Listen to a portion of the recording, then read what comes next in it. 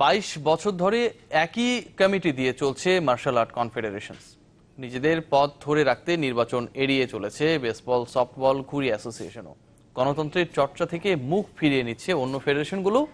জনবল সংকটের কারণে একসাথে সবগুলো ফেডারেশনের নির্বাচন আয়োজন করতে পারছে না জাতীয় ক্রীড়া পরিষদ। 1997 সালের মার্চে প্রতিষ্ঠিত হয়েছিল বাংলাদেশ মার্শাল আর্ট কনফেডারেশন। সভাপতি ছিলেন আওয়ামী লীগের প্রয়াত সাধারণ সম্পাদক আব্দুল জলিল। 2013 সালে এ প্রবীণ রাজনীতিবিদ মারা যাবার পর দায়িত্ব নেন হাসানুল হক ইনু। তবে সাধারণ সম্পাদক সহ কমিটির অন্যান্য সদস্যরা টিকে আছেন। অর্থাৎ 22 বছর ধরে প্রতিষ্ঠাকালীন কমিটি দিয়ে চলছে মার্শাল আর্ট কনফেডারেশন। ওই যে যারা যারা আছে তার আগের থেকে আছে, খালি ইনু মেনন আগে ভাইস প্রেসিডেন্ট ছিল, এন্ড প্রেসিডেন্ট হয়েছে। আর কিছু কর্মকর্তা, আইটিএমের কর্মকর্তা যে হুমায়ুন টুমায়ুন কিছু আছে, ওরা সুযোগের ব্যাপার না থেকে আসবে না, তো যে সেক্রেটারি বা তার পয়সা পাতি খরচ করতে হবে। এছাড়া ঘুড়ি ফেডারেশন 13 আর বেসবল সফটবল ফেডারেশন প্রতিষ্ঠাকালীন কমিটি দিয়ে চলছে 10 বছর ধরে।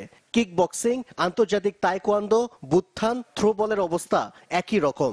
দেশের 53টি ফেডারেশন ও অ্যাসোসিয়েশনের মধ্যে 30টিতেই নেই নির্বাচিত কমিটি।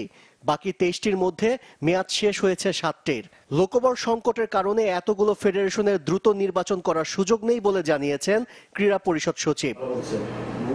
তবে প্রতিষ্ঠাকালীন কমিটি দিয়ে যারা ফেডারেশন চালাচ্ছে তাদের বিরুদ্ধে ব্যবস্থা নেবার কথা জানিয়েছেন তিনি। যে অ্যাসোসিয়েশন বা ফেডারেশন নামগুলো আপনারা বললেন, সেগুলো আমরা পরীক্ষা নিরীক্ষা করে দেখব যে আমরা অচিরেই সেগুলো ধারাবাহিকভাবে আমরা নির্বাচন সম্পন্ন করব।